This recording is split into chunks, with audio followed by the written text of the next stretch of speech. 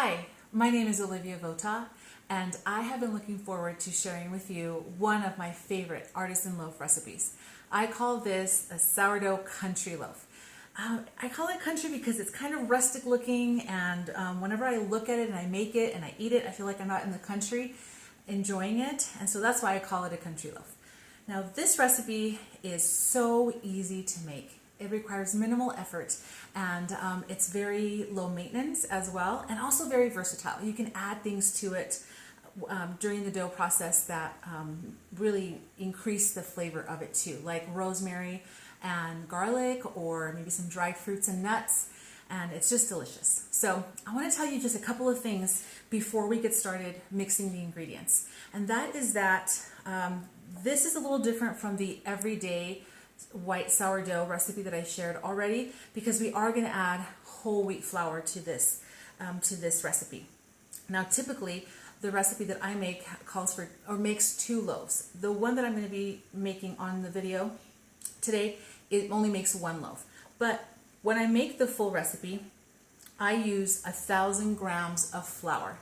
And for this specific recipe, when I divide those 1,000 grams between 70% bread flour and 30% whole wheat flour, freshly ground whole wheat flour.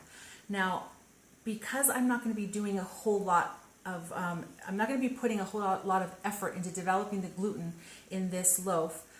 One of the reasons why I love that, I can't add too much whole wheat, right? Because adding the more whole wheat you add, the more you have to work the dough. So I want a loaf that gives me 2 things: minimal effort and as much whole wheat as I can put into it. And that's what we have here. So going back to those percentages, if you wanted to add less whole wheat, you could. I wouldn't add less than 10% or 100 grams if you're doing the 2 loaf recipe, but somewhere in between 100 grams and 200 or 300 grams of whole wheat flour, you're going to get a beautiful loaf. Past that, you've got to do a little bit more work, and that's not this recipe or this video. But I am working on that video, and I'll show it to you. I hopefully will have it to share with you soon, where we will do 100% whole wheat sourdough loaf, and it's going to be fantastic too. But this one's easier, and so this is why I went with this one first.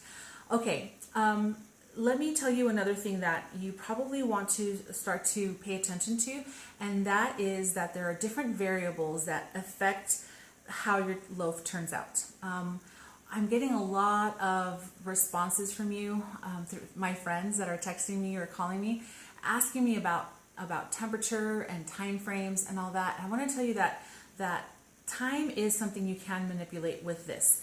If you want, let's say, a more sour or tangy loaf, then you just have to stretch out the fermentation process and maybe stick it in the fridge during the bulk. You could certainly stick this dough in the fridge during the bulk phase of the fermentation. You could also stick it in the fridge during the final rise, and that will and then leave it in there for a while. That will develop that tanginess as well. Let's say that you want to bake sooner and not later, then there's a couple of things you can do. You can control the temperature of the water, so add warm water when you're adding it and you're mixing the dough. You can also, if you're milling your own flour, add the flour right away after milling it, because most mills will produce warm flour. That flour does get kind of hot, or warm, not hot, but warm. You could add it then, and it'll jumpstart your dough. So warmer water, warm flour, it'll jumpstart that fermentation process.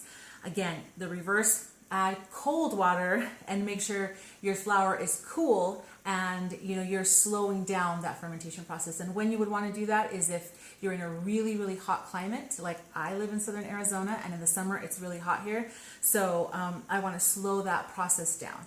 Okay, another way that you can affect the temperature as well is, let's say that you're baking this overnight or during the day, and your house tends to be kind of cool. I have a friend who during the day they keep their house at 68 degrees during the winter, and at night they drop it down to 60. That's pretty cold, and your dough is not going to thrive in 60 degrees, or it's not going to go as quickly it'll thrive, it'll be fine, but it's not going to go as quickly as you want it to. So if you want that loaf to go a little faster, then put it in your oven, right in the container, in your oven with the light on, but the oven turned off. And that should also give you a time frame that works for you. So I can't go into all the details right now of all the variables and how you can manipulate them, but I hope this kind of gets your mind thinking and you'll want to do some more research on your own. But this is one of the reasons why I love sourdough, is how flexible it is and how many things that you can manipulate to work in your favor.